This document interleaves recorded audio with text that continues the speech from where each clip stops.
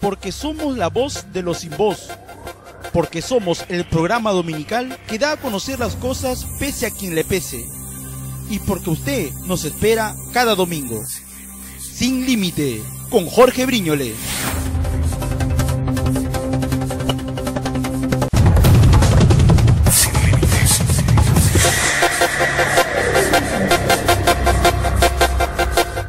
A la derecha. Muy bien, y estamos tal como lo habíamos adelantado, con un poco de alboroto. Imagínense cómo se ha puesto Cañete a la llegada de Ángel Manero, ¿no? Ángel, ¿cómo estás? Bienvenido. El hijo pródigo vuelve a Cañete a retomar sus pasos. Buenas noches y bienvenido a Sin Límite. Buenas noches, Jorge. Un gusto estar aquí contigo y gracias por la invitación. Bueno, se habla mucho de ti. Hay mucha gente que te conoce, ¿no? Yo lo escucho a Rubén Auque, a Víctor Hugo. Eres una persona que, por lo que yo me he enterado, no solamente tu presente es exitoso dentro de lo que significa tu carrera, muy ligada al sector que Cañete tanto ha sido olvidado, sino también las cosas que has hecho desde muy joven por acá. La gente, al igual que yo, queremos conocer un poco quién es Ángel Manero. Bueno, Ángel Manero es una persona que nació aquí en Cañete, en el área rural, en Imperial. Yo he estudiado en Imperial, en el Colegio 21001, la secundaria en el CNI, y me tuve que ir a estudiar a Lima Ingeniería. Y en lo profesional me he desarrollado en el agro, vinculado a empresas agroexportadoras, empresas del azúcar como Andahuasi, empresas del arroz como Arroz Costeño. También he tenido participación en el sector público, en Agrobanco, en Sierra Exportadora. Y en general soy un profesional dedicado al agro con experiencia en el sector público y en el sector privado.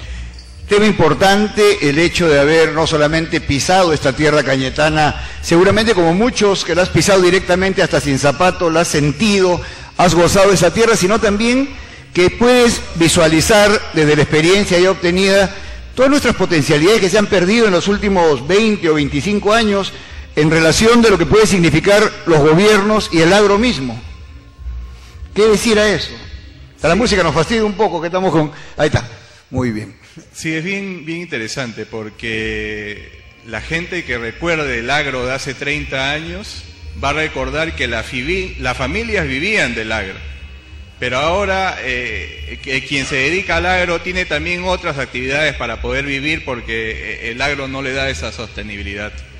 Entonces hemos visto un deterioro de la calidad de vida de los agricultores, pero esto no ha sido un proceso que se ha dado en todos lados. Hay regiones que al contrario, que han crecido a partir del agro, ¿no? Ahora, un tema importante, ¿por qué mirar un poco con los ojos de tristeza cerca, aquí en Ica nada más, que los agricultores son exitosos, que los agricultores han crecido, tal vez aprendiendo del extranjero que ha venido a trabajar acá, tal vez aprendiendo nuevos métodos, y en nuestro valle, en nuestra región, también partida en dos, una región norte que crece en la agricultura y una región sur que se mantiene? ¿Qué está pasando acá? ¿Qué estamos necesitando?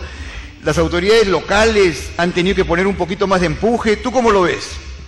Sí, yo creo que hemos vivido un proceso de inercia donde nos hemos dedicado a abastecer al mercado limeño que nos ha traído con sus 9 o 10 millones de habitantes.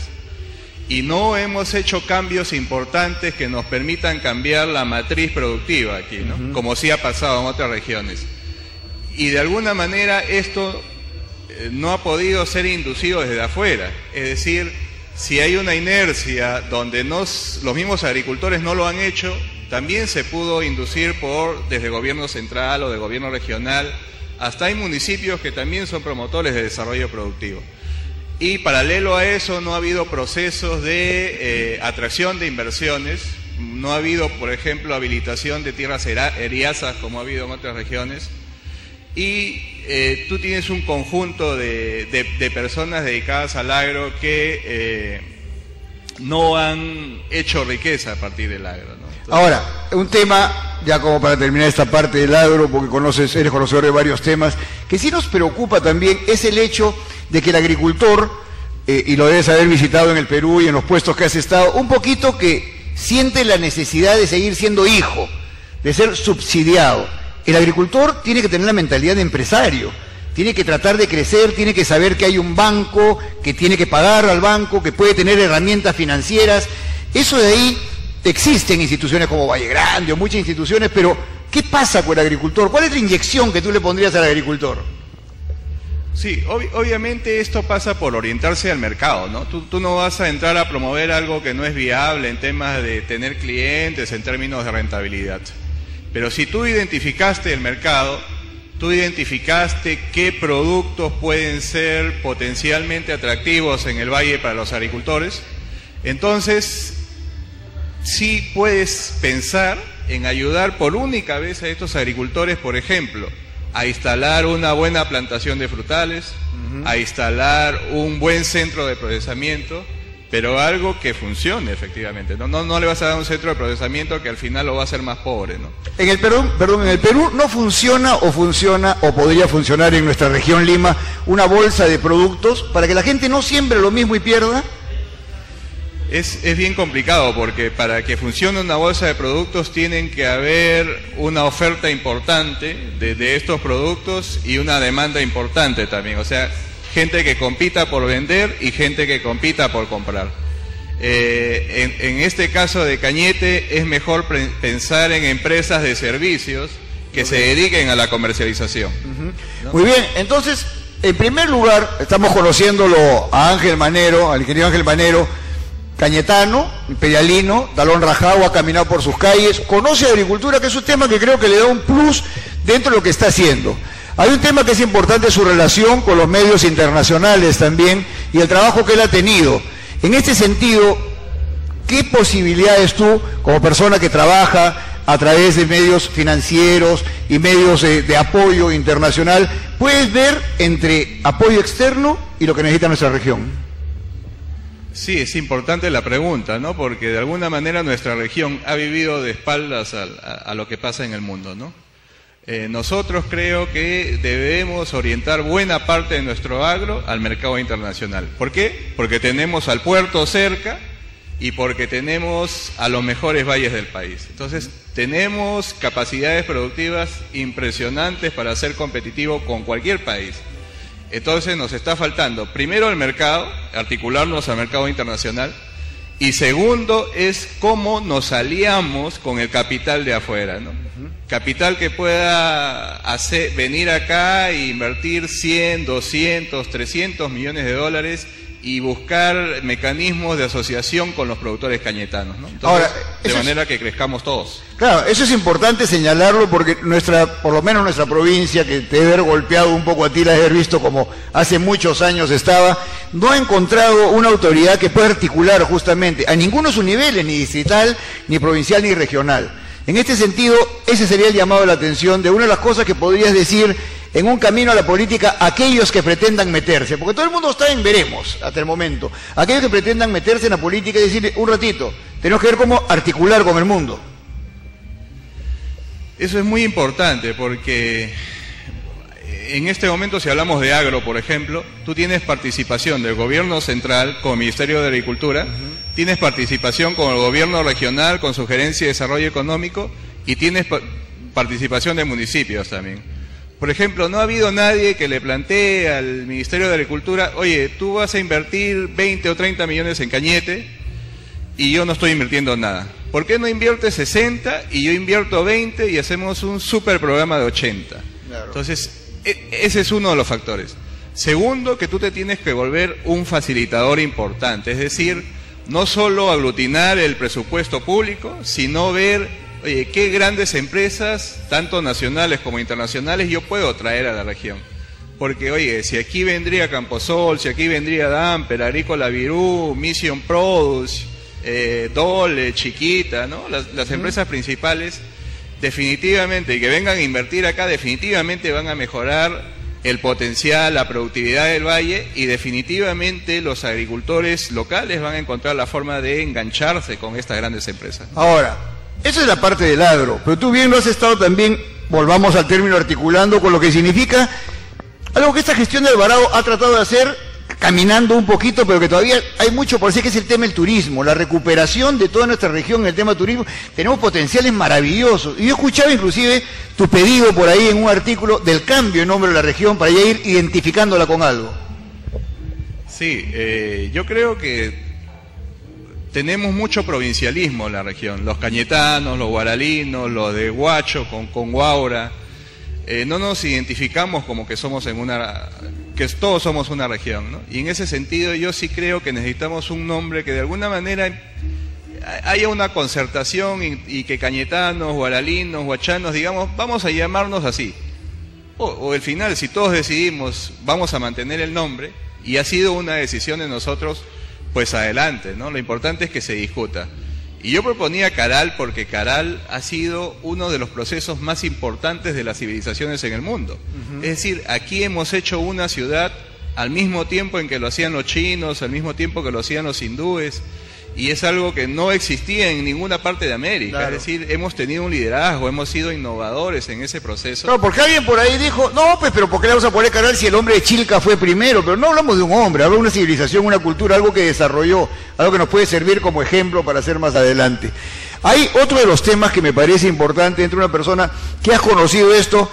El riesgo tiene que ver con dos cosas, ¿no? Con el aspecto económico que hemos visto en inversión, sea en el agro, en la industria, en lo que sea, y las facilidades que le tiene que dar un gobierno, pero también el riesgo se da en el tema de la seguridad. Y comentábamos un poco antes que los gobiernos regionales directamente no están ligados a este tema de la seguridad, pero para invitar a un inversionista, no teniendo la ley como responsabilidad compartida, ¿cómo hacer para tratar de darle facilidades a esta persona que venga a invertir en cualquier cosa? No hablemos del agro nada más. La seguridad es importante para atraer inversiones, eso es básico. Si bien es cierto, y tú mencionas, la ley de bases de la descentralización y la ley orgánica de gobiernos regionales no le confieren facultades directas a los gobiernos regionales, el gobierno regional sí puede ser un facilitador mediante convenio con el Ministerio del Interior y convenio con los municipios.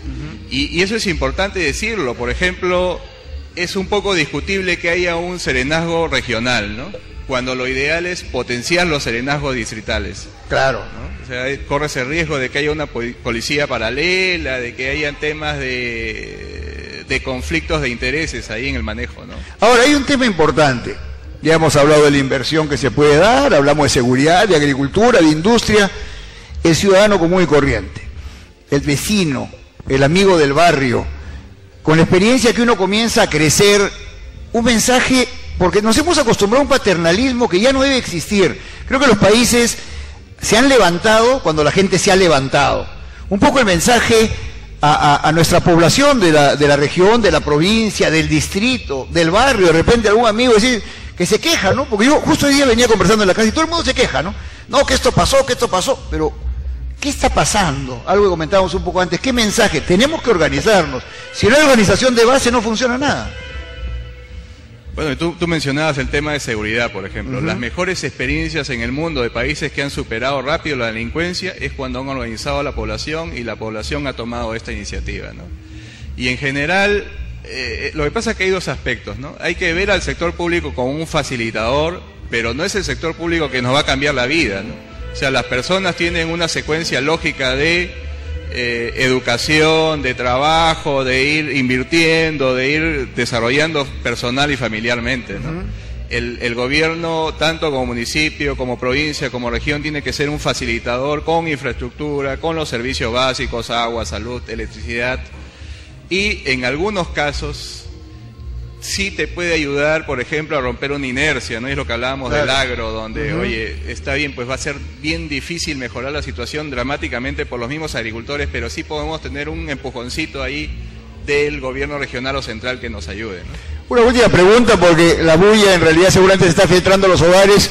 No es la primera y última vez que va a estar Ángel Manero acá. Vamos a conversar porque me parece una persona joven con intención. Eso es lo bueno, por el momento intención, ya después se lanzará. ¿Qué te hace dejar un poco la vida relajada de una oficina, de una asesoría, la vida tranquila, por involucrarte y volver otra vez al campo, regresar y decir, algo tengo que hacer? Tú eres joven, no es como decir, ya tengo 60 años y debo volver a devolver, ¿no? Sino, ¿qué te está llamando a ti un poquito a ese olfato, a querer entrar a la política? Conociendo ese monstruo que es el Estado por dentro. Sí, primero que la región Lima es una región importante. El gobierno regional ha manejado el año pasado 1.000 millones de soles de presupuesto. Oye, y con 1.000 millones de soles se pueden hacer enormes cosas por la región. O sea, la oportunidad de hacer y de aportar en el gobierno regional es inmensa, ¿no? en cuanto a lo que es posible hacer.